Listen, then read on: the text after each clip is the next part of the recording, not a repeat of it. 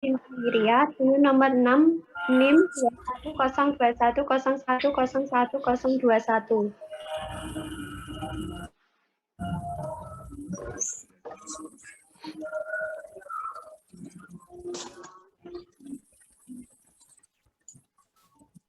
Oke, langsung dimulai. Bisa dimulai.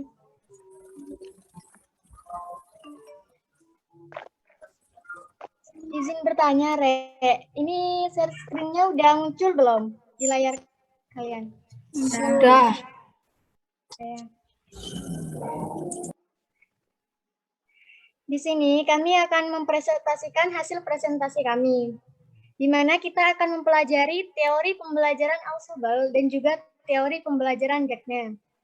Nah, di sini kita mempelajari teori pembelajaran Ausubel, yaitu kita mempelajari pengertian belajar menurut Ausubel, jenis-jenis belajar menurut Ausubel, prinsip-prinsip belajar menurut Ausubel, fase penerapan teori Ausubel, faktor-faktor yang mempengaruhi belajar bermakna, kelebihan dan kelemahan teori Ausubel, serta contoh penerapan belajar bermakna dan hafalan Ausubel.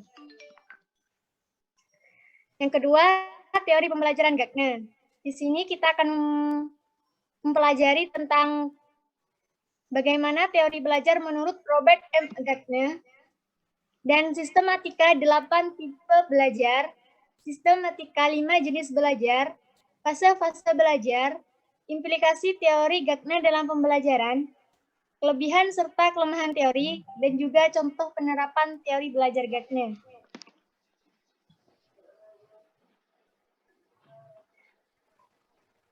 Bagan teori Ausubel.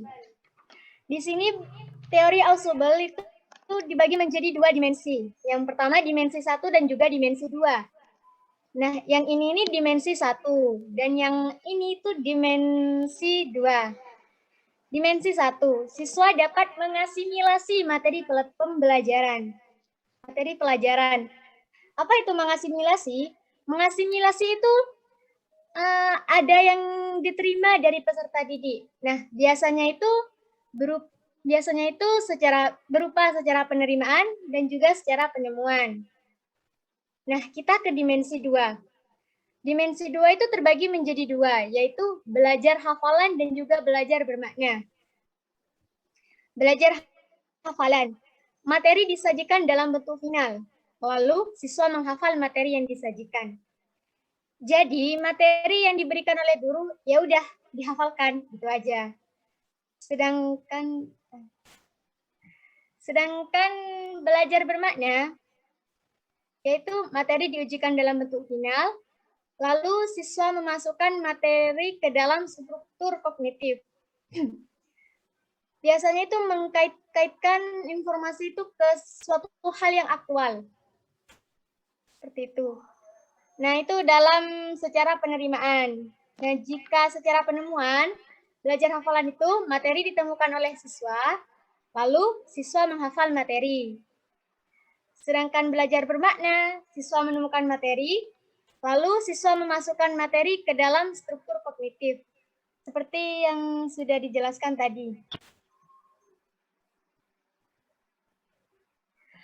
Teori pembelajaran Ausubel. Di sini ada yang tahu nggak? Ausubel itu siapa? Ya, Ausubel itu ya ini, Re. Jadi, beliau itu seorang ahli psikologi pendidikan. Menurut beliau, bahan subjek yang dipelajari siswa mestilah bermakna. Apa itu bermakna? Pembelajaran bermakna merupakan suatu proses mengaitkan informasi baru pada konsep-konsep relevan yang terdapat dalam struktur kognitif seseorang. Pengertian belajar menurut Ausubel. Ini typo. Menurut Ausubel, belajar dapat diklasifikasikan ke dalam 2 dimensi. Dimensi pertama dan juga dimensi kedua, seperti yang ada di bagan tadi. Nah, dimensi pertama berhubungan dengan cara informasi atau materi pelajaran disajikan pada siswa melalui penerimaan atau penemuan. Dimensi ini meliputi belajar penerimaan yang menyajikan informasi dalam bentuk final. Dan belajar penemuan, yaitu mengharuskan siswa untuk menemukan sebagian atau seluruh materi yang akan diajarkan. Materi yang diajarkan. Yang kedua, dimensi kedua. Dimensi kedua yaitu menyangkut cara bagaimana siswa dapat mengaitkan informasi itu pada struktur kognitif yang telah ada. Nah, jika siswa menghubungkan atau mengkaitkan informasi itu pada pengetahuan yang telah dimilikinya, maka dapat dikatakan bahwa siswa itu telah melakukan belajar bermakna. Nah, namun jika siswa menghafal informasi bahwa sedangkan jika siswa menghafal informasi tapi tanpa adanya menghubungkan atau mengkait-kaitkan pada konsep yang telah ada, maka itu disebut apa ya?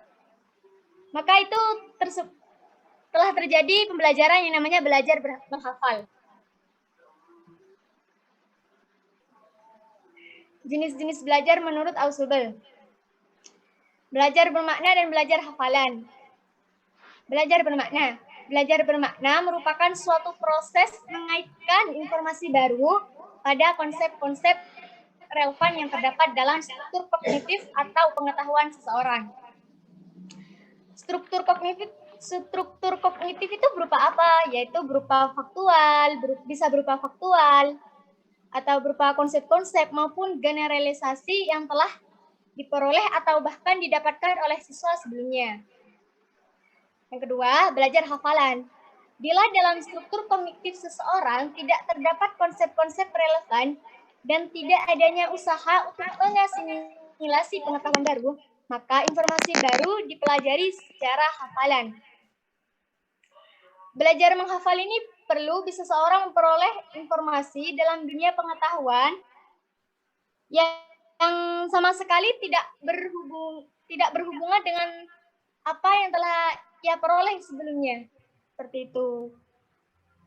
3. Prinsip-prinsip belajar menurut Ausubel.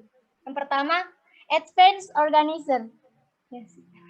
Mengarahkan siswa ke materi yang akan dipelajari dan mengingatkan siswa ke materi sebelumnya. Jadi itu maksudnya, jika guru membahas materi bab ini, maka guru akan mengingatkan materi bab yang berlalu, yang telah lalu, yang pastinya berkaitan dengan materi yang akan dibahas. Begitu. Yang kedua, diferensiasi progresif. Pengembangan konsep berlangsung baik jika unsur-unsur paling umum dari suatu konsep diperkenalkan terlebih dahulu. Baru kemudian diberikan hal-hal yang lebih spesifik. Contohnya gini. Misalnya mempelajari tentang Tuhan. Jadi guru itu memperlihatkan unsur-unsur paling umum atau mempertanyakan unsur-unsur yang paling umum terlebih dahulu. Contohnya kayak daun itu warnanya apa gitu. Lalu baru ke hal yang lebih spesifik. Apa itu fungsi daun? Gitu. Yang ketiga, belajar superordinar. Selama informasi diterima dan diasosiasikan dengan konsep dalam struktur kognitif, maka konsep tersebut tumbuh dan mengalami diferensiasi. Belajar superordinat terjadi apabila konsep yang telah dipelajari sebelumnya dikenal sebagai unsur dari sebuah konsep yang lebih luas.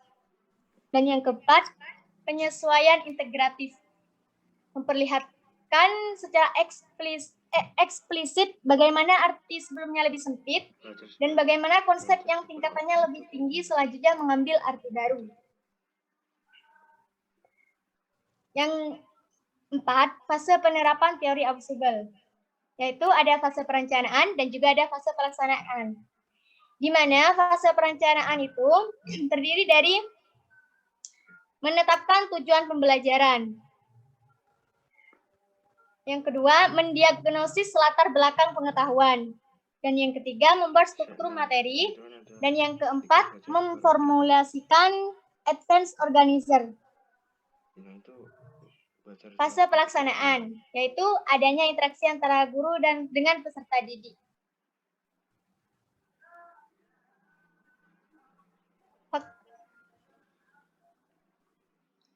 Faktor-faktor yang mempengaruhi belajar bermakna.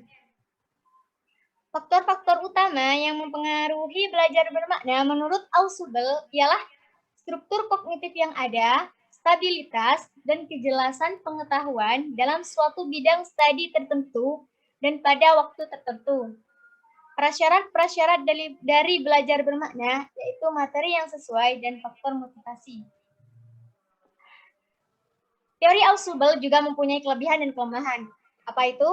Kelebihan dari teori Ausubel ialah yang pertama, informasi yang dipelajari secara bermakna lebih lama dapat diingat. Yang kedua, informasi baru yang telah dikaitkan dengan konsep-konsep relevan sebelumnya dapat meningkatkan konsep yang telah dikuasai sebelumnya. Ketiga, informasi yang pernah dilupakan setelah pernah dikuasai sebelumnya masih meninggalkan bekas. Sedangkan kelemahan dari teori Ausubel yaitu terlalu menekankan belajar asosiatif atau menghafal. Dan yang kedua, sukar dipraktekkan secara murni. Karena kebanyakan siswa itu tidak suka menghafal apalagi mengingat yang lalu-lalu.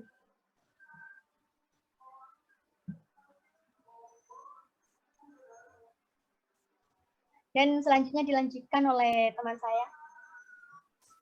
Baik, akan saya lanjutkan. 7. Contoh penerapan belajar hafalan Ausubel. Di sini ada sebuah dialog. Jadi dialognya, Nani seorang anak kecil yang bertanya pada ayahnya, bagaikan seorang guru. Nani mengajukan pertanyaan sehingga terjadi percakapan sebagai berikut. Nani dilambangkan N dan ayahnya dilambangkan A. Ayah, 2 ditambah 2 ada berapa? Ayo. Menurut Nani, ayah dulu. Ya, 2 tambah 2 sama dengan 4. Betul. Ia berlagak seperti guru yang membenarkan jawaban siswanya. Tahu dari mana bahwa 2 tambah 2 sama dengan 4? Dari Ari. Ari tahu dari bapaknya. Nani percaya? Ya, bapaknya Ari kan pintar. Kenapa 2 tambah 2 sama dengan 4? Ya, karena 2 tambah 2 sama dengan 4. Kalau 1 tambah 2, Nani belum tahu. Kenapa? Ari belum memberi tahu, mungkin bapaknya belum mengajarinya. Kalau 1 tambah 1, 2. Yang benar 3, 3, 3. Yang benar masa 3? 4, 4, 5, 7, 7. Kalau begitu berapa? Ya 2. Tadi Nanika sudah bilang 2. Ayah bohong ya.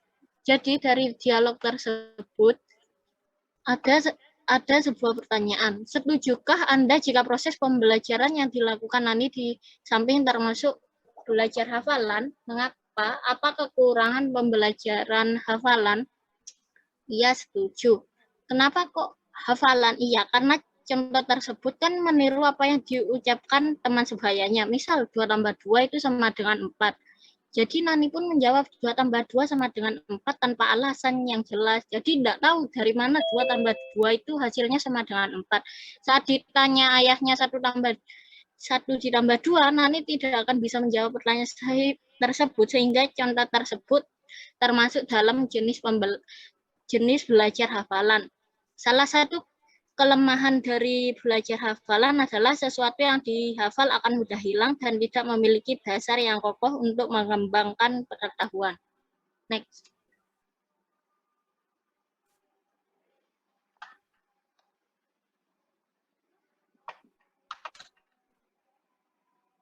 Yang kedua, perhatikan 3 bilangan berikut. 1, 89 juta. 107.145. Yang kedua 54.918.071. Yang ketiga 17.081.945. Manakah bilangan yang paling mudah dan paling sulit diingat siswa? Apakah untuk dapat mengingat bilangan-bilangan di atas perlu dikaitkan dengan hal tertentu yang sudah dimengerti siswa? Bagaimana merancang pembelajaran matematika yang bermakna? Dari pernyataan tersebut dapat dapat diajukan beberapa pertanyaan, yaitu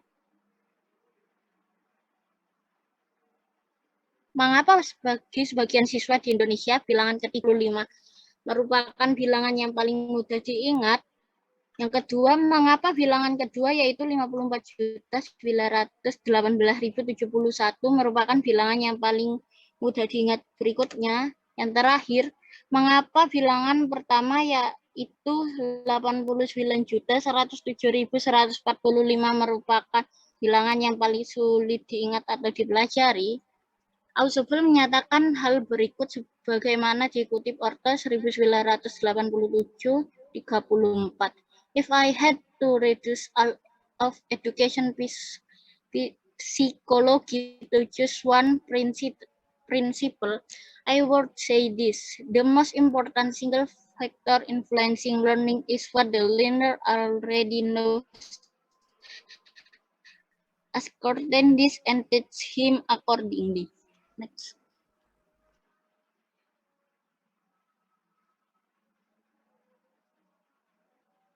Ini merupakan contoh lain penerapan dari belajar bermakna Ausubel.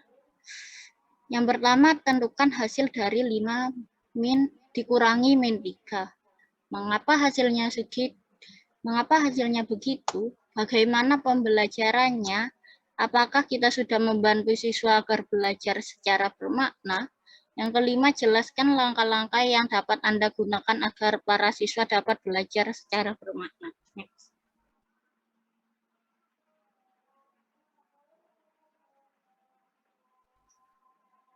Perhatikan kalimat pengurangan di bawah ini. 5 dikurangi 4 sama dengan 5 dikurangi 3 sama dengan titik-titik, 5 dikurangi 2 sama dengan titik-titik, 5 dikurangi 1 sama dengan titik-titik. A. Tentukan hasil pengurangannya. B. Perhatikan bilangan yang dikurangi, bilangan pengurangnya, dan bilangan hasilnya bagaimana polanya. C. Lanjutkan baris-baris pada kegiatan pengurangan di atas. Dapatkan dan menjelaskan mengapa 5 dikurangi min 3 sama dengan 8. Jadi hasilnya itu ada di sebelah kanan ini. 5 dikurangi 4 sama dengan 1, 5 dikurangi 3 sama dengan 2, dan seterusnya 5 dikurangi 0 sama dengan 5.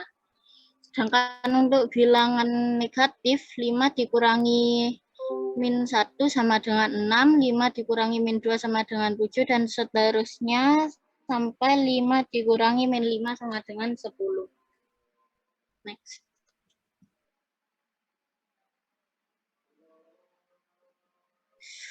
Ini contoh soal lain.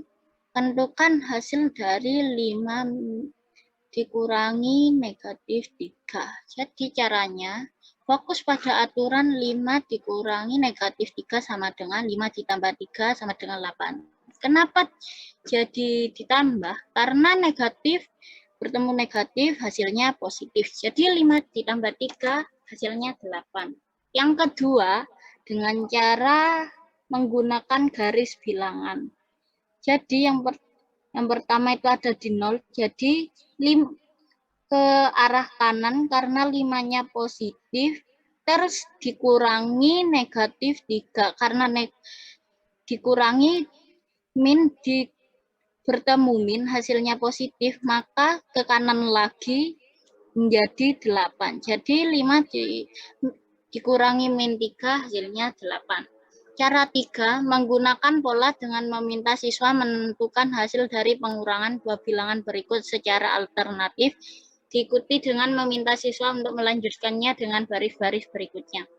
5 dikurangi 3 sama dengan 2, 5 dikurangi 2 sama dengan 3, 5 dikurangi 1 sama dengan 4, dan seterusnya. Selanjutnya, siswa diminta untuk menentukan keteraturan pola yang ada pada pengurangan dimaksud sehingga didapat 5 dikurangi min 3 sama dengan 5 tambah 3 sama dengan 8. Cara yang keempat menggunakan koin plus dan koin min. Cara yang kelima fokus pada aturan perkalian bahwa min A kali min B sama dengan AB.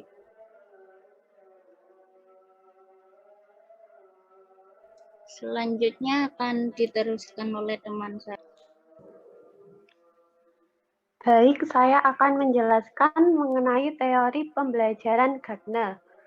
Robert Gardner adalah seorang psikolog pendidikan yang berasal dari Amerika. Ia percaya bahwa proses belajar pada setiap orang sangatlah berbeda-beda. Setelah banyak melakukan penelitian, ia melahirkan metode dan teori belajar. Satu, teori belajar menurut Robert M. Gardner. Gardner berpendapat bahwa belajar dipengaruhi oleh pertumbuhan dan lingkungan. Namun, pengaruh yang paling besar dipengaruhi oleh lingkungan. Karena lingkungan itulah yang akan menentukan apa yang akan dipelajari seseorang, yang selanjutnya akan menentukan akan menjadi apa ia nantinya. Bagi Gardner, belajar tidak dapat didefinisikan dengan mudah karena belajar itu bersifat kompleks. Dalam pernyataan tersebut dinyatakan bahwa hasil belajar akan mengakibatkan perubahan pada seseorang yang berupa perubahan kemampuan, sikap, minat, atau nilai pada seseorang. Menurut Gardner, ada 3 elemen belajar, yaitu individu yang belajar, yaitu siswa, situasi stimulus, yaitu bagaimana cara memberikan pengarahan pada siswa dengan melihat kondisi siswa yang ada di kelas, dan responden yang melaksanakan aksi sebagai akibat dari stimulasi, yaitu respon siswa setelah mendapatkan stimulasi atau pelajaran. Next.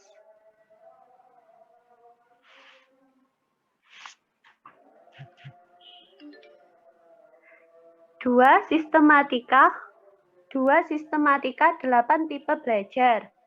A. Tipe belajar tanda. Semua jawaban atau respon menurut kepada tanda. Tipe belajar rangsang reaksi. Pada tipe ini timbulnya respon karena adanya dorongan yang datang dari dalam serta adanya penguatan. C. Tipe belajar berangkai. Pada tahap ini terjadi serangkaian hubungan stimulus terhadap respon. Tipe belajar asosiasi verbal. Tipe ini berhubungan dengan penguasaan bahasa. E. Tipe belajar membedakan. Kemampuan untuk membeda-bedakan antar objek-objek yang terdapat dalam lingkungan fisik. F. Tipe belajar konsep. Untuk memperoleh pemahaman tentang suatu yang mendasar. G. Tipe belajar kaidah. Menghasilkan suatu prinsip untuk memecahkan suatu permasalahan. H. Tipe belajar pemecahan masalah. Menghasilkan suatu prinsip untuk memecahkan suatu permasalahan. Next.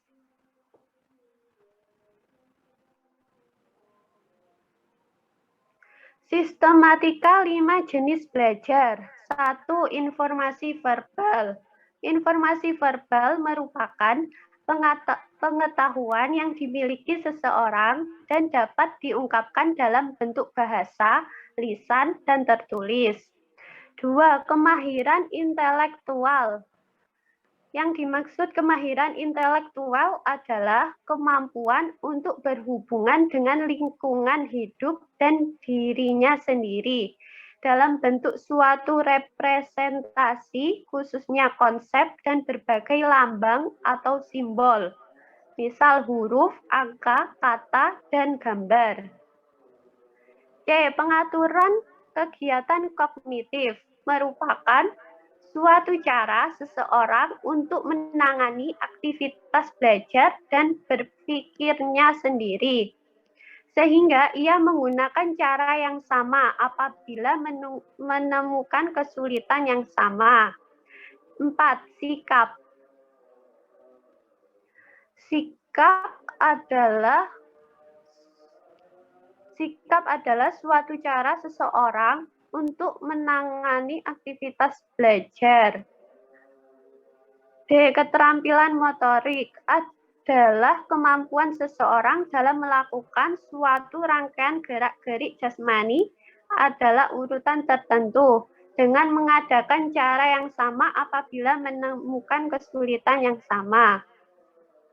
Fase-fase belajar. Fase penerimaan. Rangsang diterima oleh seseorang yang belajar. Fase penguasaan. Akan dapat dilihat apakah seseorang telah belajar atau belum. Fase pengendapan. Sesuatu yang telah dimiliki akan disimpan agar tidak cepat hilang. Fase pengungkapan kembali.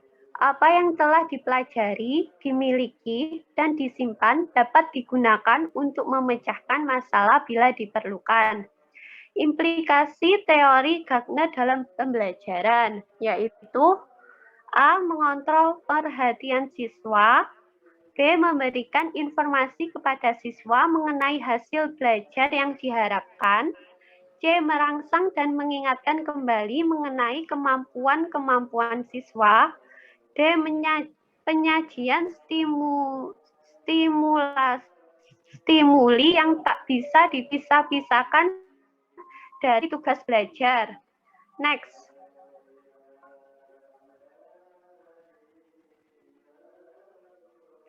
Ini lanjutannya ya.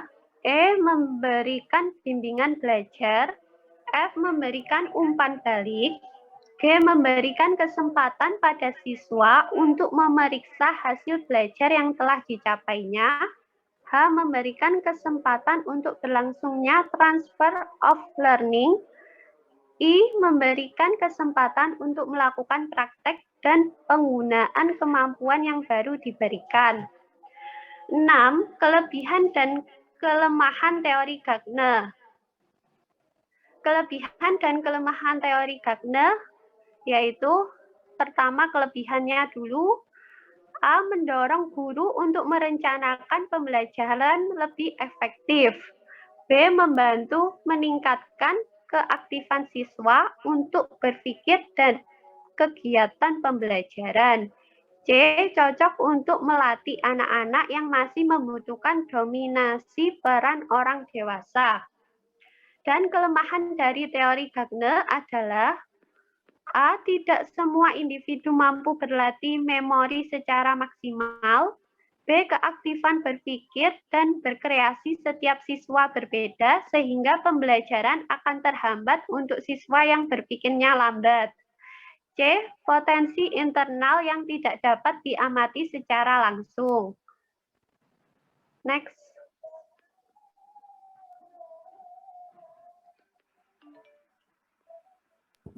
Kemudian akan dilanjutkan dengan teman saya.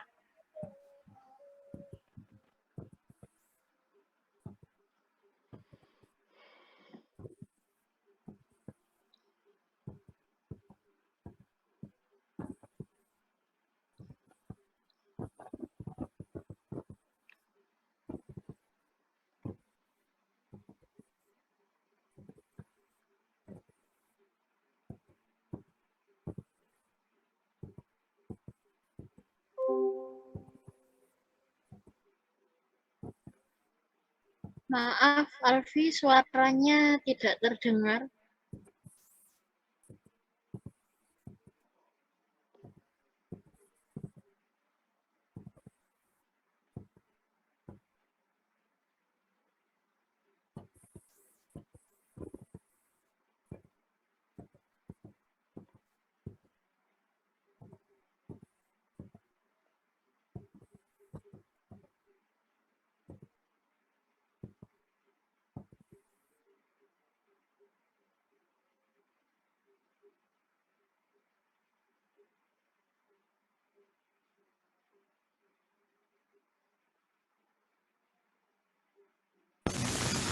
Tes.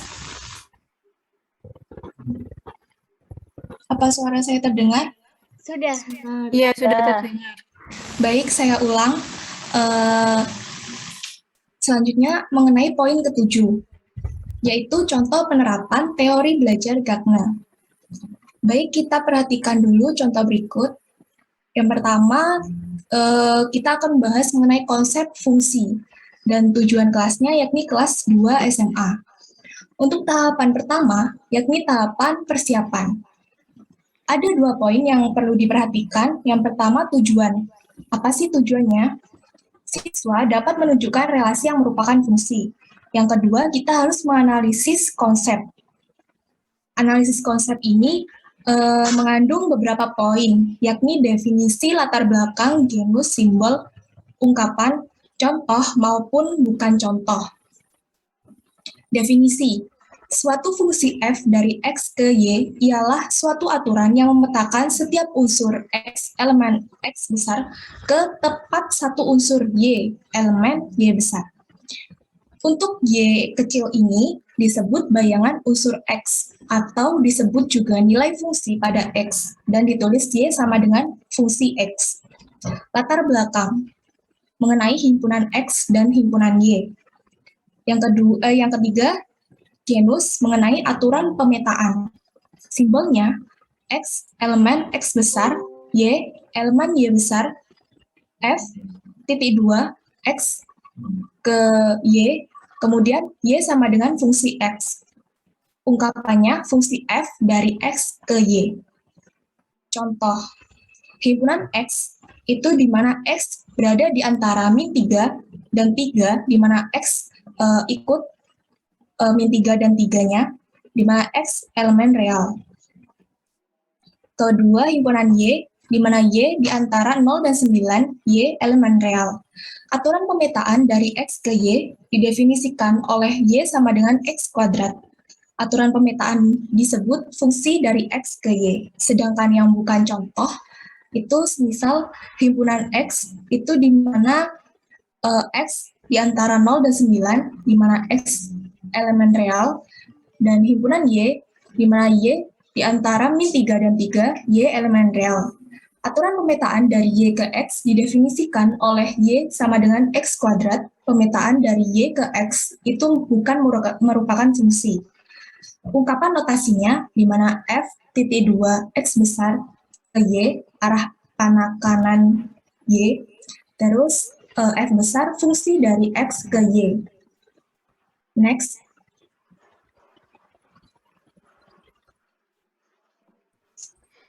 Tahap yang ketiga, yakni pelaksanaan kegiatan di kelas.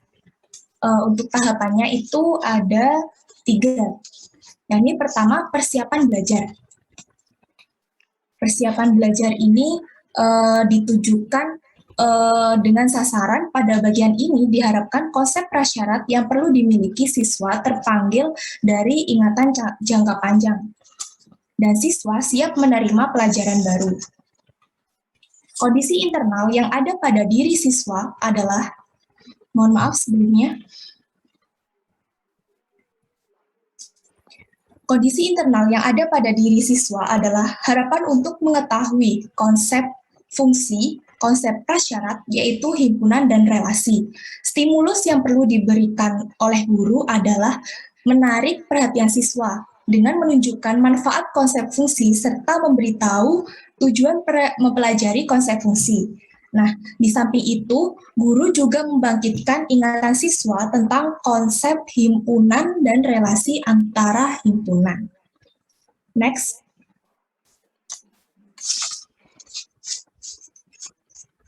Poin yang kedua, atau tahapan yang kedua, yakni perolehan dan perbuatan. Nah, kondisi internal yang dimiliki siswa adalah kesiapan untuk belajar konsep fungsi dengan memiliki konsep prasyarat, yaitu konsep himpunan dan konsep relasi.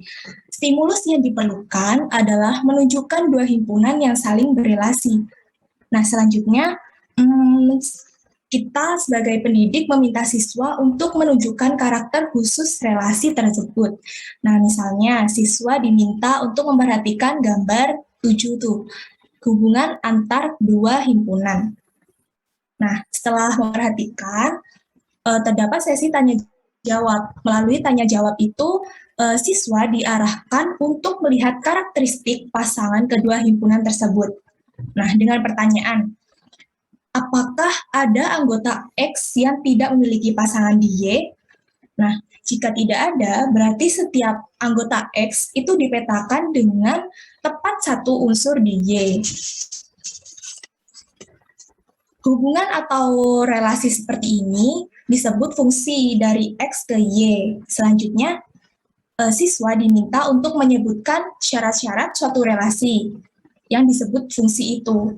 Nah, berdasarkan pemahaman tersebut, guru menguraikan komponen konsep fungsi dan meminta siswa untuk mencoba mendefinisikan fungsi sebagai suatu relasi khusus.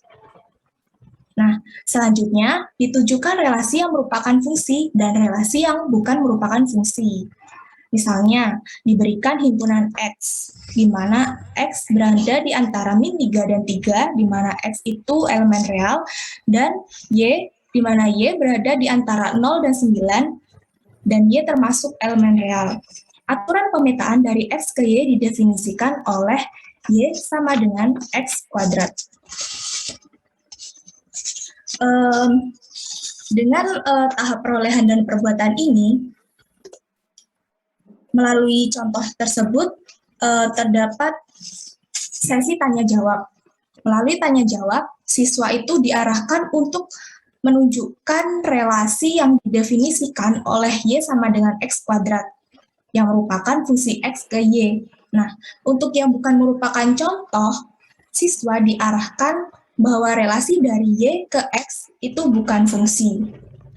Sasaran dalam tahapan ini, siswa itu dapat memahami relasi yang merupakan fungsi serta dapat menunjukkan suatu relasi yang bukan merupakan fungsi. Serta dapat menunjukkan mana yang fungsi dan mana yang bukan fungsi. Dapat mengklasifikasikan contoh dan non-contoh dari suatu fungsi. Next. Tahapan yang ketiga yakni alih belajar. Pada tahap ini, kondisi internal pada diri siswa adalah pemahaman terhadap konsep dan kemampuan mengklasifikasikan relasi yang merupakan fungsi dan relasi yang bukan fungsi. Nah, untuk menguatkan pemahaman tersebut, guru memberikan soal-soal latihan dan memberikan penilaian terhadap hasil pekerjaan siswa. Nah, misalnya, untuk contoh pertama yang A, diberikan himpunan X, di mana X elemen real, dan Y, di mana Y elemen real. Relasi dari X ke Y didefinisikan oleh Y sama dengan X plus 1. Apakah relasi dari A ke B merupakan fungsi? Jelaskan jawaban Anda. Untuk soal yang kedua, diberikan himpunan X sama dengan di mana X elemen bilangan asli, dan Y di mana Y merupakan elemen bulat.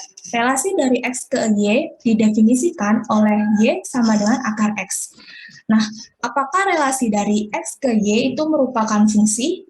Nah, jelaskan jawaban Anda.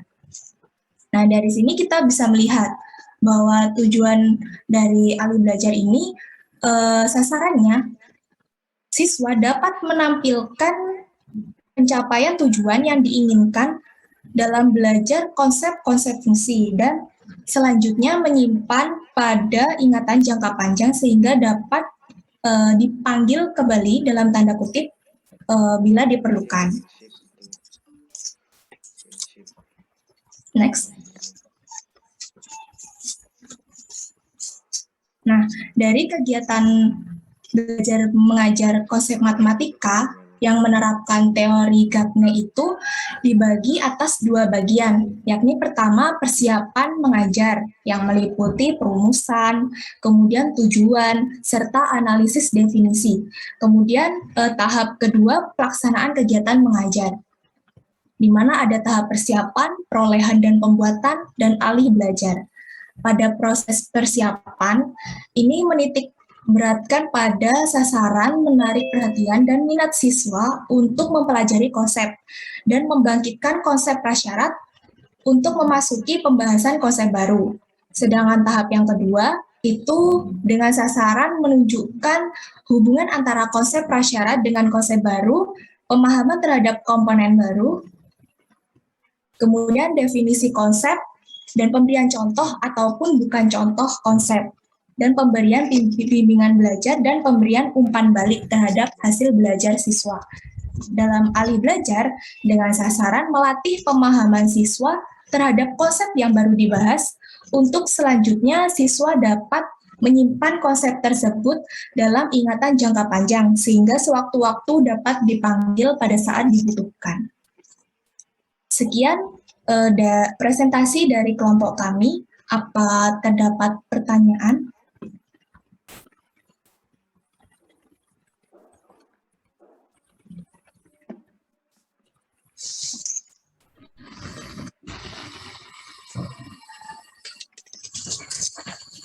Ya.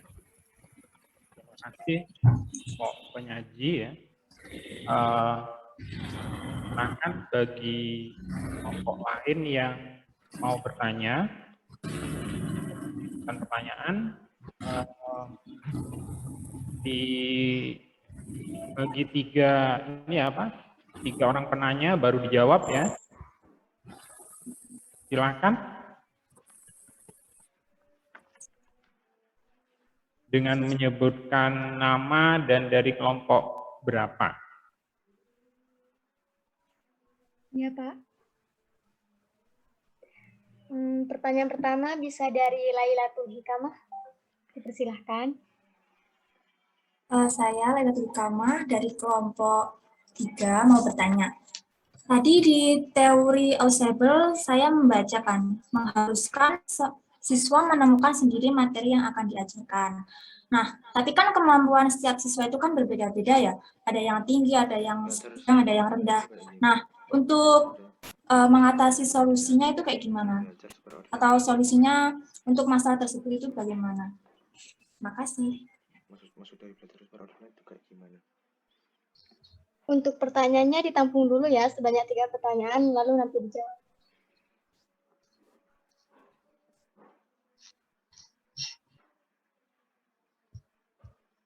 Yang kedua bisa Ega. Silakan.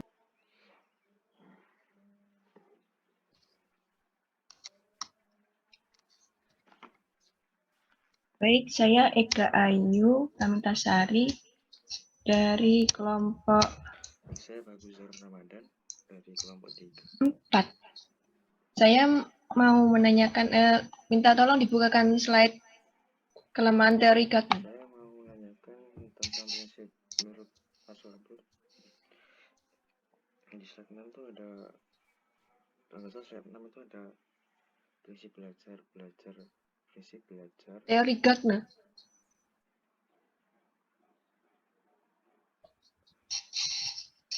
Nah, maksud dari belajar superordinat itu kayak gimana?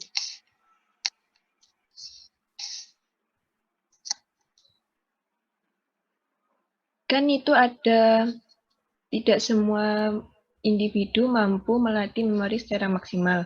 Nah, jika kalian menjadi seorang guru, bagaimana kalian mengatasi hal tersebut dan apakah kalian akan menerapkan teori ini pada pembelajaran? Bisa diulang? Kan itu kelemahannya ada tidak semua individu mampu berlatih memori secara maksimal. Nah, jika kalian menjadi seorang guru, apakah kalian akan menerapkan teori ini dan bagaimana cara mengatasi hal tersebut dalam pembelajaran?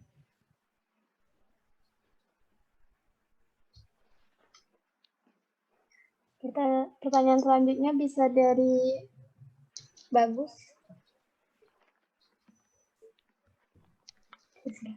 Baik, saya Bagusar Ramadan dari kelompok 3. Kalau nggak salah tadi di slide 6, prinsip belajar menurut Aswabul.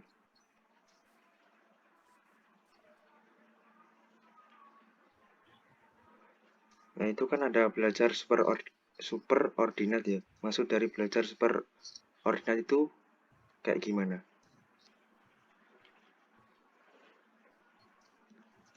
Ya, kita cukupkan dengan 3 pertanyaan terlebih dahulu ya, Rek.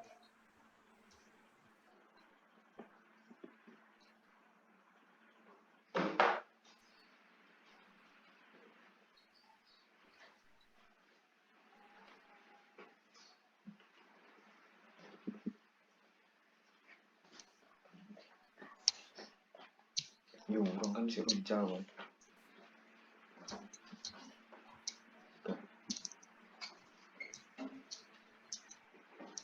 Belum kan ininya, harus screen-nya. Lah gak dikek contoh wae kok ada piye?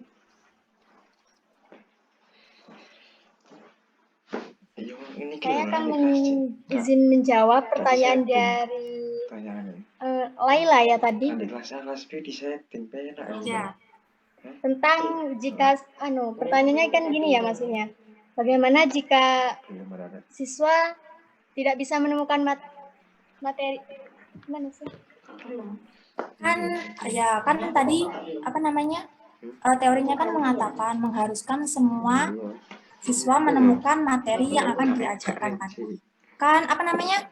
Kemampuan siswa itu kan berbeda, ada yang tinggi, ada yang sedang, ada yang rendah. Terus mungkin solusinya itu gimana? Kalau misal guru gitu ya, guru dalam melakukan apa namanya? Mengelola pembelajaran itu dalam kelas itu bagaimana seperti itu? Ya.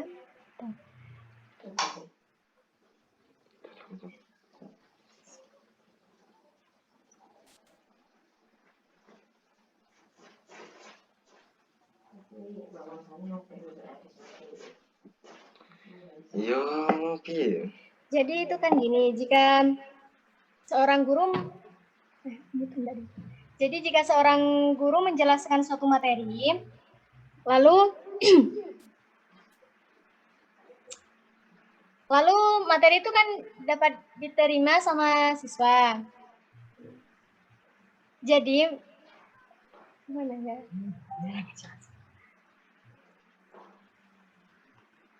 Nah, ini dulu, Bu. Langsung jawab ini. Susah.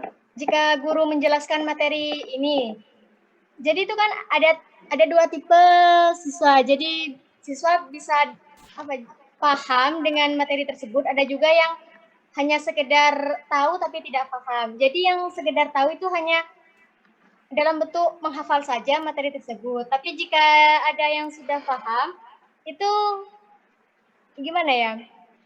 Akan dalam belajar bermakna. Saya jangan dijelasinnya.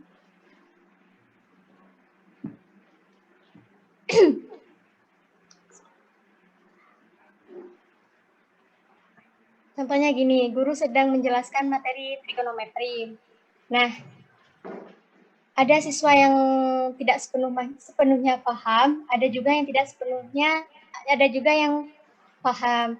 Nah, itu kan dalam trigonometri ada rumus-rumus, ada rumus sinus, kosinus, dan tangen.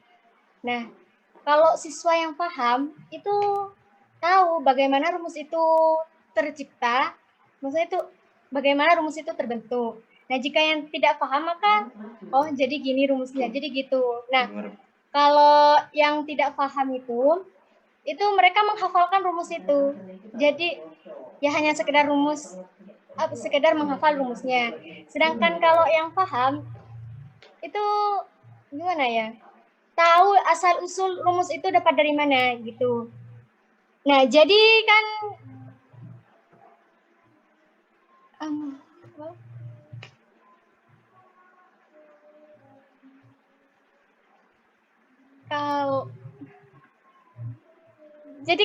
kalau udah dijelaskan, siswa itu juga dituntut untuk diharuskan untuk menemukan atau sebagian atau seluruh materi yang diajarkan. Nah, jika masih ada yang nggak paham kan bisa dijelaskan lagi gitu loh.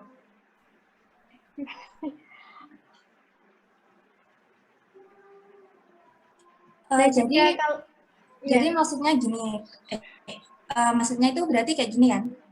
Kalau misal ada siswa itu yang berkemampuan tuh kok sedang atau rendah gitu kan, terus nggak ngerti tentang materi tersebut. Jadi cara dia itu berarti kayak menghafal gitu ya, dijelaskan dulu baru menghafal seperti itu. Iya, jadi jika guru menjelaskan materi ini, nah siswa yang benar-benar paham itu akan mengorek, oh ini bisa tercipta rumus seperti ini ya. Siswa itu yang paham akan mengorek, oh jadi dari sini gitu loh. Kalau yang nggak paham, oh dihafalkan saja gitu loh. Jadi kan semua siswa itu dituntut untuk menghafal maupun untuk menemukan. Ada di dimensi di sini kan secara penemuan itu siswa menghafal materi, juga siswa memasukkan materi ke dalam struktur kognitif. Jadi gitu. Bisa dipahami nggak? Baik, bisa. Terima kasih. Tanya.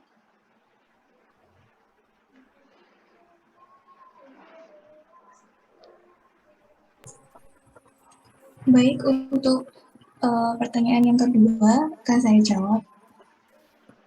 Pertanyaan dari Saudara Ega, tadi kan mengenai kelemahan ya. Minta tolong untuk ditunjukkan slide-nya.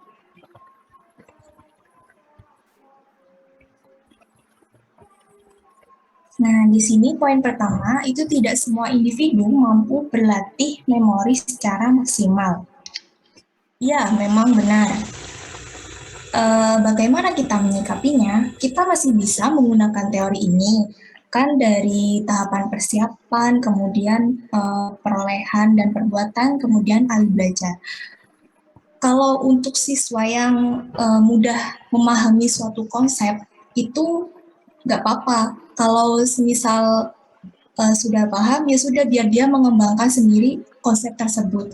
Kalau semisal kurang paham, maksudnya susah untuk memahami suatu konsep, itu bisa kita sikapi dengan pembinaan yang lebih dalam pada siswa itu, bagaimana kita bisa menarik perhatiannya, bisa menggunakan cara di mana dia itu bisa paham. Seperti itu. Oh, jadi buat siswa yang kurang maksimal untuk berarti kalian akan memberikan seperti bimbingan seperti itu ya? Nah, pembinaan. Jadi dia itu lebih butuh pembinaan yang lebih khusus gitu. Baik. Dan metodenya pun bisa beda dengan siswa yang sekiranya mudah untuk memahami suatu konsep. Baik, jawaban bisa diterima. Terima kasih. Baik, terima kasih kembali.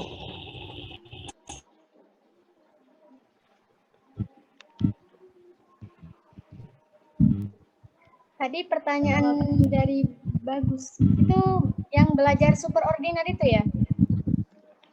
Iya. Maksudnya kamu ini menanyakan contohnya atau bagaimana Iya, nih? contohnya. Oh, bentar.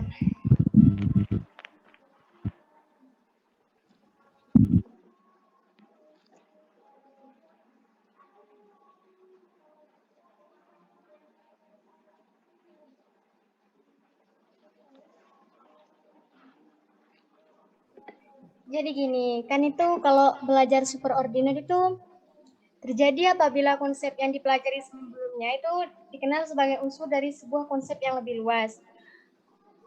Jadi contohnya gini, menurut pendapat saya. Nah, di sini kita akan mempelajari tentang trigonometri. Nah, trigonometri itu ilmu subbab dari trigonometri itu kan banyak.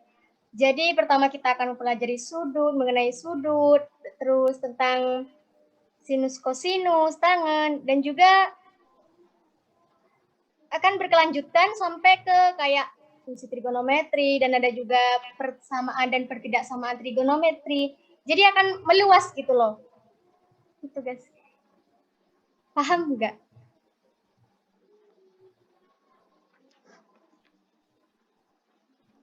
Masih belum paham. Gini, saya mau menambahkan. Nah, misal ini ya, sayuran. Nah, sayuran itu kan banyak, nggak mungkin 3 aja. Jadi gitu, belajar sayuran.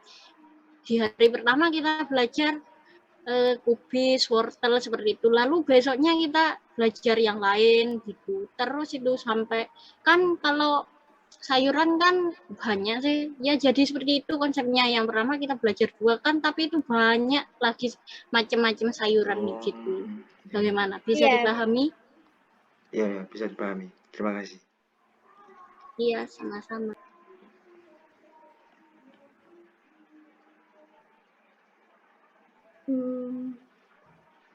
Dilanjutkan pertanyaan bisa dari Tarisa.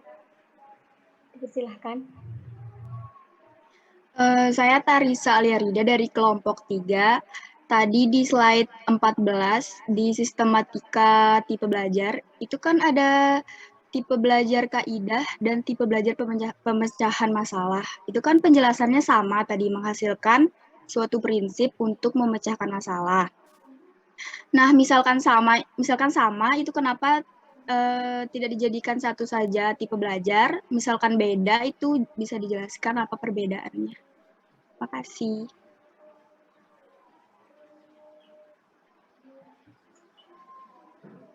Selanjutnya dari Afni.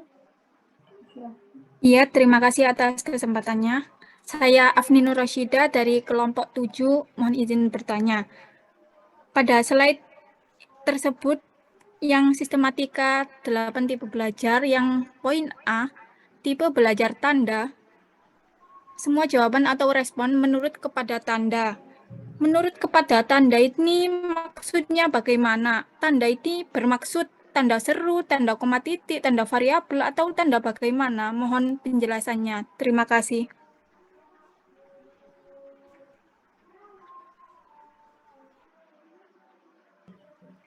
Pertanyaan selanjutnya bisa dari Alia. Silahkan. Ya, saya Alia Kafia dari kelompok 6, Mas. Saya ingin bertanya dengan tipe belajar membedakan. Lah, tipe belajar membedakan kan kemampuan untuk membedakan antar objek-objek yang terdapat dalam lingkungan fisik. Lah, yang dimaksud lingkungan fisik itu bagaimana? Terima kasih. Boleh diulang? Tipe belajar membedakan yaitu kemampuan untuk membeda-bedakan antar objek-objek yang terdapat dalam lingkungan fisik lah. Dalam lingkungan fisik tuh maksudnya bagaimana ya? Terima kasih.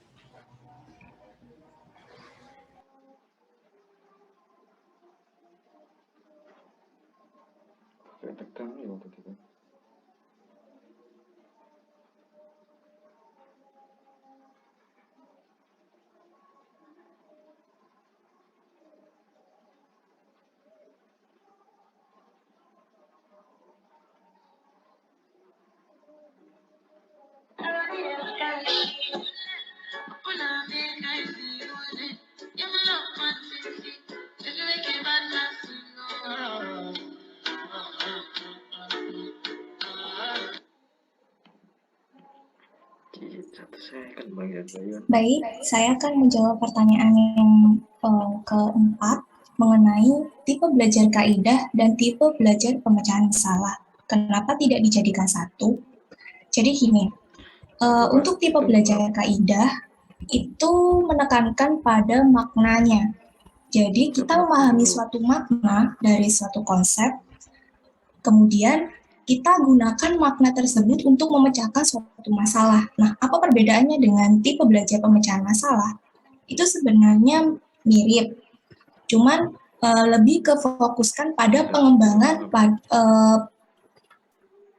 konsep yang bermakna tersebut. Jadi, dari suatu konsep itu kan dasar, namanya kaidah. Terus, kalau pemecahan masalah ini, pengembangan dari konsep tersebut. Jadi bisa bisa digunakan untuk memecahkan masalah. Jadi fokus ke pemecahan masalahnya dari dasar, kemudian mengembangkan suatu dasar itu menjadi sesuatu yang bisa memecahkan suatu masalah. Apa sudah dipahami? Oh, berarti di tipe belajar kaidah ini tuh dasarnya, terus dikembangkan di tipe belajar pemecahan masalah. Begitu? Ya, bisa dikatakan seperti itu. Bisa dipahami, terima kasih. Baik, terima kasih kembali. Kemudian, saya akan menjawab pertanyaan dari Afni Nur Rasyida mengenai tipe belajar tanda. Maksudnya tanda bagaimana? Jadi gini, misal kita mengambil contoh sebuah objek yaitu penggaris. Nah, penggaris ini kan memiliki suatu tanda atau bisa dikatakan untuk membedakan hal yang lain. Gitu. Misal penggaris warna biru yang ada di meja. Jadi penggaris yang ada di meja itu bisa lebih dari satu. Nah, yang mana tandanya ya warna biru itu. Jadi gitu. Jadi sesuatu hal yang menandai suatu objek. Oh, jadi bisa berupa fisik, bisa berupa macam-macam, begitu? Iya, ya tergantung apa suatu hal yang diberikan oleh stimulus tadi. Iya, baik, jawaban bisa diterima. Terima kasih. Terima kasih kembali. Saya akan menjawab pertanyaan dari Alia ya mengenai maksud dari objek-objek yang terdapat dalam lingkungan fisik. Nah, contohnya gini. Kita kembali lagi ke poin D. Tipe belajar asosiasi verbal, yaitu berhubungan dengan penggunaan bahasa. Contohnya gini. Kita sekarang mempelajari tentang bangun datar. Nah, guru akan menamai benda ini namanya apa? Oh, ini persegi panjang. Kalau ini persegi. Kalau ini ya segitiga gitu loh. Nah, terus ke poin E, tipe belajar membedakan. Jadi, ketika guru telah menjelaskan kalau bentuk seperti ini itu segitiga, nah kalau yang panjang gini itu persegi panjang, maka siswa itu juga dapat membeda-bedakan. Kayak penggaris, oh ini berarti persegi panjang ya. Oh, kalau kayak bukan bola sih. Jam itu berbentuk lingkaran gitu loh. Jadi bisa membeda-bedakan antar objek-objek yang ada di lingkungan itu. Paham? Iya, paham. Terima kasih. Iya, sama-sama.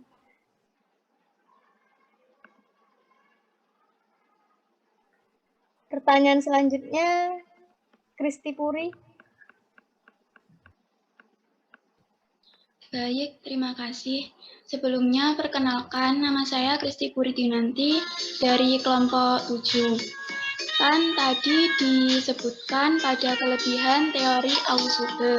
Salah satunya, yakni teori ini akan lebih lama dapat diingat. Nah, pertanyaannya, mengapa teori ini akan lebih lama untuk diingat daripada teori-teori lain?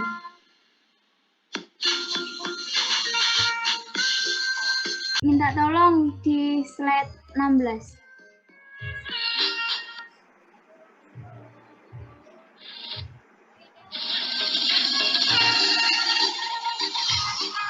Nah, itu yang bagian kelemahan, yang poin C. Itu kan dijelasin potensi internal dan tidak dapat diamati secara langsung. Jadi saya tanyakan, apa itu potensi internal dan bagaimana caranya untuk untuk mengamati potensi internal tersebut. Kan katanya kan nggak bisa diamati secara langsung, ya itu solusinya gimana? Terima kasih. Lupa, absen itu kelompok 5. Terima kasih.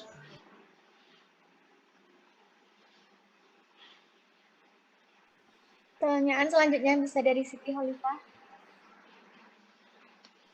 Ya. Saya Siti Holifah dari kelompok 4 ingin bertanya. Itu yang maksudnya memberikan umpan balik itu apa ya? Dan kalau menurut kelompok Anda, jika siswa belum memahami tentang proses belajar bermakna, bagaimana sikap Anda nantinya jika menjadi seorang pendidik? Terima kasih. Boleh diulang nggak? Yang pertama itu, kan nantinya bisa, dan nantinya kan kita kan nantinya menjadi seorang pendidik. Bagaimana menurut Anda jika siswa tidak mengetahui tentang proses belajar bermakna, dan sikap Anda apabila mengetahui siswa itu belum memahami tentang proses pembelajaran bermakna bagaimana? Dan yang slide ke-16 ini maksud dari memberikan umpan balik itu seperti apa? Terima kasih.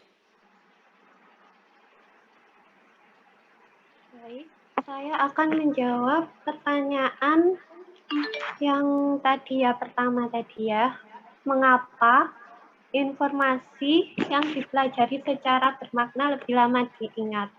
Karena kan tadi ada definisi belajar bermakna.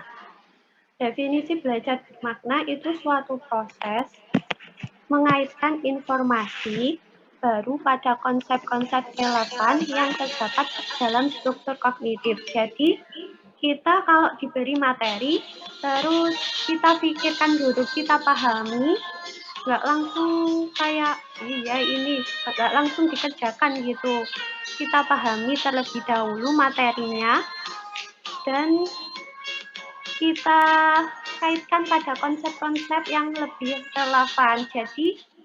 Jadi ya mudah diingat gitu. Apakah sudah dipahami yang tadi bertanya mengapa belajar bermakna lebih lama diingat? Jadi itu maksudnya lebih lama diingat itu kita lebih memahami konsep yang mendalam. Ya. Ya, karena kan belajar bermakna pengertiannya tadi kan itu mengaitkan informasi baru pada konsep-konsep yang relevan. Jadi dimaknai lah. Ya, baik. Terima kasih atas jawabannya.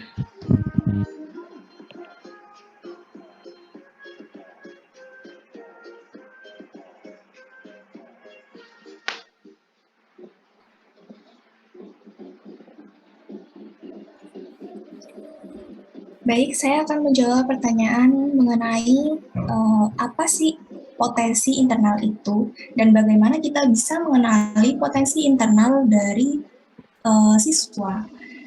Jadi potensi internal itu merupakan suatu potensi yang dimiliki oleh setiap siswa. Jadi dalam diri itu pasti akan memiliki bakat dan bakat itu juga bisa dikembangkan melalui minatnya.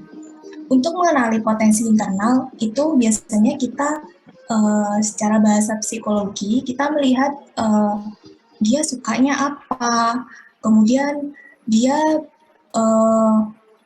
memiliki kesenangan apa gitu, sering melakukan aktivitas apa. Jadi kita bisa mengenali potensi internal itu dari sikap-sikapnya dan perilakunya. Kita harus mengamati sikap-sikap yang dilakukan oleh siswa supaya kita bisa memahami apa yang harus kita lakukan ke depannya untuk mengajarkan konsep-konsep yang akan diajarkan. Seperti itu, apa sudah dipahami? Ya, sudah. Makasih. Terima kasih kembali. Oke, saya akan menjawab pertanyaan ketiga. Itu dari siapa ya? Saya. Nah, kan kamu bertanya, apa itu umpan balik? Umpan balik itu artinya adanya interaksi guru dengan siswa. Nah, contohnya kayak sesi tanya jawab. Pertama, guru menjelaskan materi, lalu guru akan bertanya kepada siswanya, apakah paham atau tidak dengan penjelasan yang telah diberikan. Jadi, saling umpan balik gitu loh, bertanya, dan menjawab. Gitu. Paham? Bisa dipahami? Bisa. Saling tanggap-menanggap gitu ya? Iya, benar. Baik, terima kasih. Sudah terjawab semua? Maaf Pak, belum, masih banyak yang angkat tangan. Ya, waktunya berakhir pukul 4 ya. Masih kurang berapa itu? 22 menit. Kita beri kesempatan kepada Prof. Nati dan saya nanti untuk memberikan umpan balik, feedback ya. Saya pikir 20 menit cukup. Prof. Nadi, monggo di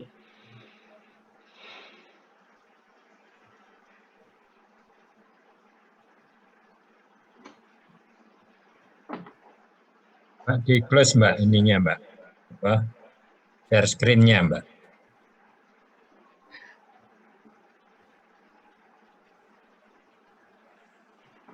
Pertanyaan saya pertama pada kelompok penyaji. Apakah materinya ini sudah diunggah di MMP? Sudah Pak, tapi itu pada revisi ya. Gimana? Mohon izin menjawab Bapak Profesor. Iya, gimana? sudah di-upload sesuai tenggat waktunya, tapi di sini ada revisi dan tambahan materi, Bapak. Saya kok nggak nemukan ya, yang di mana ya materi ini gitu. Oke, nanti saya lacak lagi ya. Tadi saya nyari kok nggak ketemu gitu. Oke, coba sekarang gini. Untuk yang teorinya Ausubel, ya, sekarang itu intinya kan belajar bermakna. Kalau Anda mengenal teorema Pythagoras? Oke, Pak. Oke, ya pasti semuanya mengenal. Nah, sekarang kalau dikatakan seorang anak itu belajarnya bermakna pada teorema Pythagoras, kira-kira kaya apa cirinya? Tangkap ya, tadi kan sudah banyak dijelaskan untuk implikasinya ya. Kira-kira gimana? Coba jelaskan sekali lagi bagi kelompok penyaji. Setelah itu nanti akan saya tanyakan ke yang lain. Kayak apa sih bunyi teorema Pythagoras?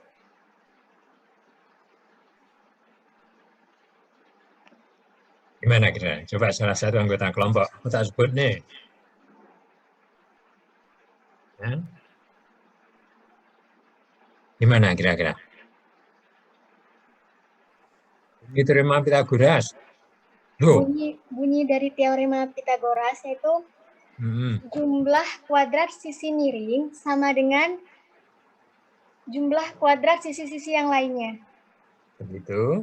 Yaitu sisi samping dan sisi depan. Anggota kelompok lain melengkapi. Ada kritikan dari yang lain? Mohon izin Bapak untuk membenarkan, maksudnya mengoreksi. Ya. Tadi mengatakan bahwa sisi miring itu sebenarnya bukan sisi miring, tapi sisi terpanjang atau hipotenusa.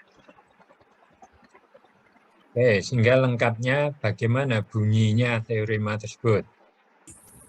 Jadi teorema Pythagoras bunyinya adalah kuadrat jarak dari sisi terpanjangnya atau hipotenusa itu nilainya sama dengan jumlah kuadrat dari sisi siku-sikunya. Jadi sisi depan, sisi siku-sikunya yang ada di yang membentuk sudut dan yang membentuk sudut siku-sikunya. Oke. Apakah itu hasil dari belajar menerima atau hasil dari belajar menemukan? Kira-kira kalau jawabannya seperti itu. Kunci dari atau kata kunci atau keyword dari teorinya Ausubel tadi kan apa sih? Tadi dijelaskan panjang lebar, menemukan. Mestinya kalau menemukan tidak terjadi yang seperti itu. Kalau hanya diomongkan seperti itu, akhirnya dari hasil belajar menerima, bukan belajar bermakna lagi. Ya apa enggak? Iya. Berangkatnya dari apa sih? Anda mulai dari SD sampai dengan ya SMA kan yo itu aja yang diulang-ulang kan gitu toh, kan dipakai terus. Nah sekarang ya belajar bermakna artinya apa? Memang di situ intinya adalah menemukan, ya. Apakah bisa menemukan sendiri atau mungkin dengan bantuan teman sebaya atau bantuan dengan guru, ya menemukan. Tadi kan contoh-contoh, tadi saya coba lihat di slide berapa tadi, 10 atau 11. Membacanya berapa tadi? 5, coba diulangi, membacanya 5 dikurangi minus 3. Benar atau salah tadi dalam kurung minus 3? Benar atau salah bacanya? 5 dikurangi dalam kurung minus 3. Kurung tutup. Benar atau salah bacanya? Ayo, siapa yang mengkritik? Salah? Benarnya gimana? 5 dikurangi minus 3. Tidak usah pakai tanda. Enggak, tanda tadi kurangnya kan ada gini loh ya. Tadi kan di contoh berapa tadi ya? 5 dikurangi dalam kurung, dibaca minus 3, kurung tutup. Ya kan tadi kan banyak dicontohkan itu toh. Anda mendengarkankah, membacanya, tepat atau salah? Kalau dibaca 5, ya, minus dalam kurung minus 3, benar atau salah? Salah. Gimana benarnya? Kalau salah, benarnya gimana? Negatif 3. Negatif 3, Pak. Ya, simpel toh. Tapi kan beda toh maknanya ya seperti itu. Sekarang kembali ke teorema Pythagoras tadi loh ya. Ini kan utamanya belajar bermakna, usable. Dari hasil kan menemukan, semua tadi kan menemukan, ya seperti itu tadi. 5 dikurangi negatif 3. Berapa sih hasilnya? Tadi kan menemukan. Nah, sekarang saya coba pemahaman terhadap Anda terkait dengan teorema Pythagoras. Ya, Anda mungkin sangat hafal kalau misalnya C kuadrat sama dengan B kuadrat ditambah A kuadrat. Kalau itunya kan sangat hafal. Iya kan? Nah, sekarang bunyinya secara lengkap. Kalau itu melalui proses menemukan menurut teori usable, ya, maka membacanya nggak akan salah. Kalau tadi hanya membacanya seperti itu berarti menerima. Jadi teori yang dipakai dalam belajar itu hanya belajar menerima, bukan menemukan. Lah itu. Mengapa kira-kira? Itu menjadi tumpuan. Oleh karena itu nanti ketika Anda dalam melakukan pembelajaran harus prinsip dari dari teorinya usable seperti itu. Sudah benar dicontoh-contohkan tadi yang seperti itu. Tapi pemahamannya perlu. Oke, coba. Kalau teorema Pythagoras diawali dengan suatu segitiga. Tadi kan tidak ngomong bagaimana segitiganya. Harus apa? Iya, harus siku-siku toh. Ya, ketika diskusi silahkan dibuka semua ini mic-nya, nggak apa-apa. Ya, kan harus siku-siku. Nah, sekarang coba saya tunjuk ini, karena sudah harus tahu siku-siku. Siapa ini, Mbak Afisatita Sabila? Ya, coba Mbak. Gimana Mbak? Bunyinya? Diaktifkan Mbak mic-nya. Belum aktif Mbak. Segitiga siku-siku itu segitiga yang Ya, gini Mbak, bunyi teorema Pythagoras. Nah, bunyi menurut saya bunyi teorema Pythagoras itu rumus matematika yang digunakan untuk untuk susah ya. Iya kok susah ya. Panjang sisi dari segitiga siku-siku. Bunyi teoremanya Mbak, kok susah toh. Tadi bilangan tadi kan yang hafal katakan C kuadrat sama dengan B kuadrat tambah A kuadrat, kan seperti itu. Ya, sekarang bunyinya kayak apa sih? Ya. Tadi udah dipermasalahkan. Kalau dikaitkan dengan segitiga siku-siku, maka ya di situ akan diomongkan itu merupakan hasil belajar bermakna. Tetapi kalau hanya ngomong ya, bunyinya adalah C kuadrat sama dengan A kuadrat tambah B kuadrat, itu dari hasil belajar yang menerima, bukan menemukan seperti pada teorinya usable gitu loh ya. Ini intinya adalah dari situ. Coba ulangi. Akhirnya harus seperti apa? Ini mestinya dikaitkan dengan tadi, mestinya ada asimilasi, akomodasi, kemudian equilibrium, ya. Ya ini Anda kan ya asimilasi apa yang ada diterima dulu seperti apa, itu apa yang ada di memorinya ya dari ingatan Anda. Nah, kemudian kalau gitu toh diakomodasi terjadi satu ya menjadi satu konsep yang benar lah di situ. Ini belum disinggung seperti itu. Coba ulangi, atau mungkin ada yang lain, siapa? Silakan. Izin mencoba Dinda, Ya, Ardhani, ya, ya Pak. silakan coba, Ardiani. Teorema Pythagoras itu Bunyinya. pada sebuah segitiga siku-siku berlaku berlaku bahwa kuadrat dari sisi miring atau hipotenusa sama dengan jumlah kuadrat dari sisi-sisi segitiga lainnya. Dari dua sisi segitiga siku-siku lainnya. Jadi itu ya, maksudnya kan menelusur. Lah ketika menunjukkan ya, kalau anak SD kan menunjukkan bukan membuktikan ya, menunjukkan itu tadi ya, yang diungkapkan ya, maka itulah yaitu proses menemukan itu menggunakan teorinya Hausubel ya. Jadi menemukan bukan menerima. Kalau menerima Anda ajari gitu. Ya akhirnya menjadi apa? Menghafal, bukan lagi bermaknanya seperti itu. Akhirnya bunyinya seperti yang disampaikan oleh Mbak Ardiani tadi, pada suatu segitiga siku-siku berlaku. Lah, apa sih? Kuadrat sisi, jangan berulang kali diomongkan miring loh ya. Nanti kalau segitiganya dibuat miring kan semuanya bisa sisinya miring semua lah itu. Konsep miring jangan dipakai. Yang benar ya tadi hipotenusa. Kalau itu nggak dikenalkan ya sisi di depan sudut siku-siku sama dengan ya kuadrat dari, nah seperti itu ya. Ini memang kita mikirnya pada belajar, bagaimana belajar dan yang bermakna. Oke, mungkin itu tambahan. Monggo Pak Edi kalau ini. Ya, silakan. Baik, terima kasih.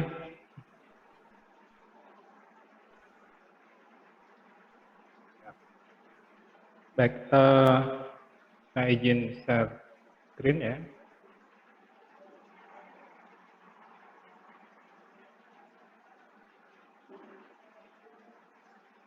Belajar hafalan. Perbedaannya adalah kalau itu bisa dikaitkan dengan konsep yang relevan, yang sudah dimiliki oleh siswa, maka itu akan menjadi belajar bermakna.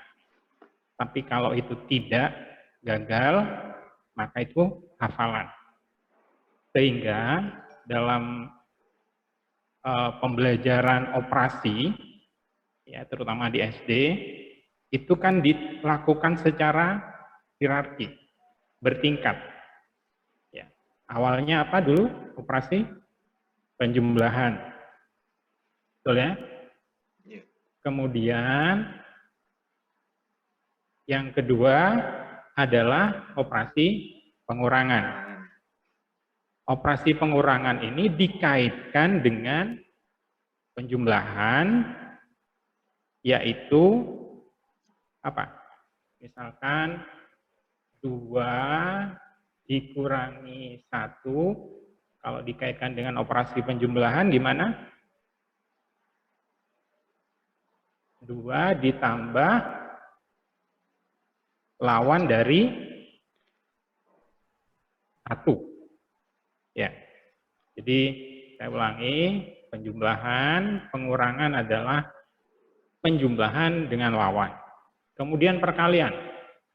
Operasi perkalian. Perkalian adalah penjumlahan berulang. Jadi misalkan 2 kali 3. Ya, saya tanya yang ini. Apakah 2 ditambah 2 ditambah 2 ataukah 3 ditambah 3? Salah satu. Silakan. Mohon izin menjawab. 3 tambah 3. 3 tambah 3. Mengapa?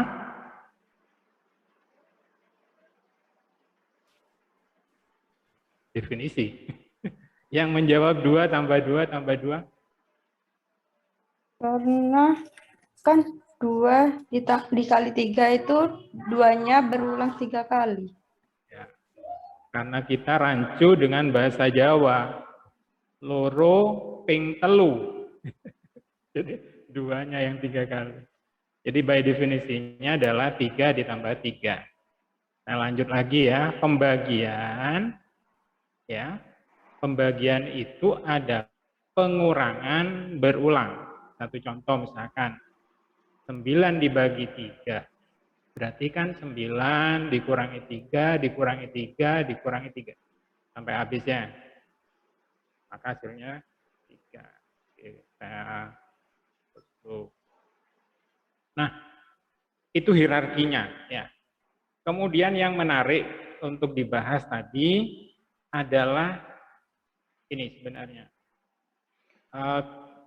Operasi ya, penjumlahan atau pengurangan ketika itu berbeda. Ada satu contoh misalkan begini ya. 3 ditambah min 2. Nah, saya tadi mendengar penyaji Mbak Puji ya mengatakan apa namanya positif ketemu negatif menjadi negatif ya. Padahal temannya sudah menyajikan udah benar menggunakan pola. Tadi disampaikan kan pola itu ya, berkurang 5, berkurang 5, berkurang 5, maka 3, oh yang ini berkurang 2 ya, berkurang 2, berkurang 2. Ya. Nah,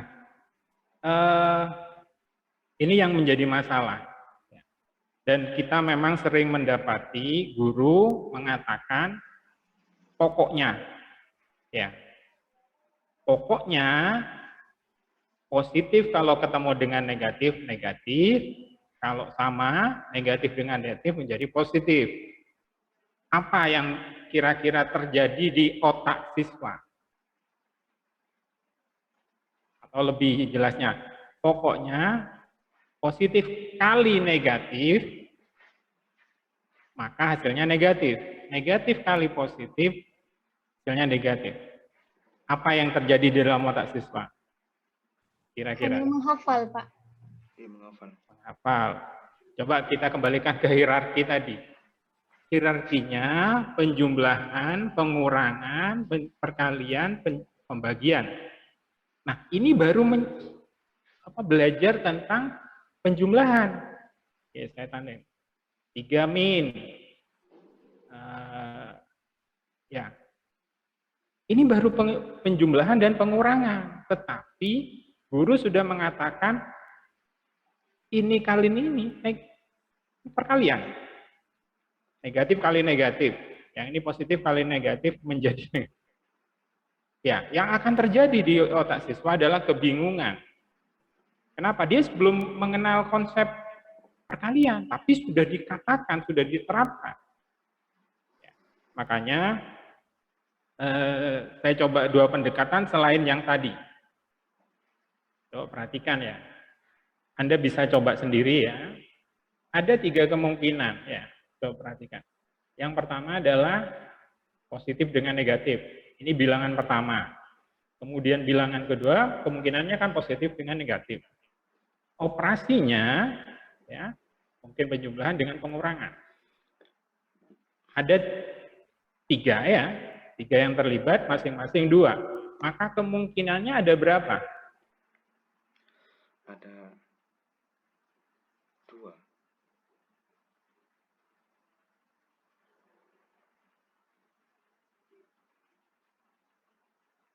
Peluang. 8. 8, ya 2 pangkat 3 atau 2 kali 2 kali 2 kali. Nah, yang tidak masalah itu ketika positif, positif ya. Tapi ketika ini sudah berbeda tanda, itu akan bermasalah biasanya. Akhirnya guru mengatakan pokoknya, rumusnya pokoknya, itu yang nggak boleh, karena membingungkan siswa. Oke, kita berikan contoh beberapa ya. Jadi bisa 2 pendekatan yang bisa kita lakukan. Yang pertama adalah menggunakan garis bilangan. Ya. Di SD itu biasanya menggunakan kata loncat. Nah, kata loncatnya. Yang perlu diperhatikan adalah ini tadi. Tapi guru juga sering gagal menerangkan dengan garis bilangan karena menyamakan antara tanda bilangan. Jadi misalkan begini. 3, ini 2. 3 dengan positif dengan negatif di depan bilangan itu adalah tanda. Tetapi yang ini adalah operasi. Jadi harusnya berbeda. Caranya gimana? Kita buat operasi penjumlahan itu, saya tulis arahnya tetap. Kalau dia ke kanan, tetap ke kanan. Kemudian kalau negatif itu berbalik arah. Berbalik arah itu berapa namanya? 180 derajat ya. Tulisan saya kurang. Jadi misalkan begini. 3 ya dikurangi dengan, maka apa yang terjadi? Coba perhatikan. Untuk nolnya saya geser ke sini ya, biar nolnya saya geser sini.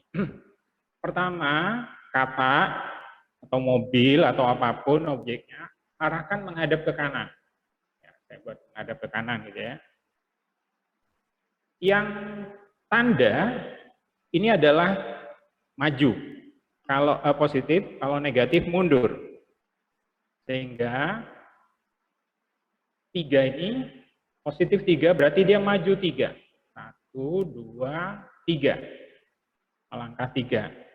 Maka dia berada di 3 sekarang ya. Kemudian operasi, masih ingat tadi positif searah, arahnya tetap, berbalik. Kalau negatif operasi pengurangan berbalik. Karena operasi pengurangan dia sekarang menghadap ke kiri. Ya. Kemudian negatif 2, masih ingat apa tadi? Kalau positif maju, negatif berbalik. Mundur. Jangan dirancukan dengan operasi. Ya.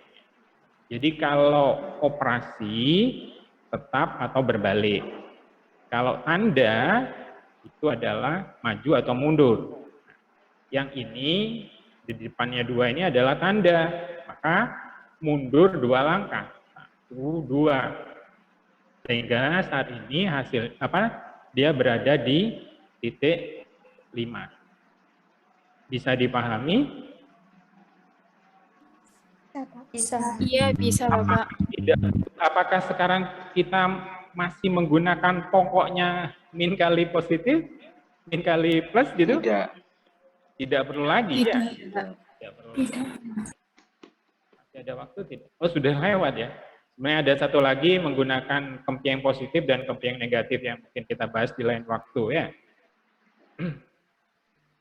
Terima kasih banyak.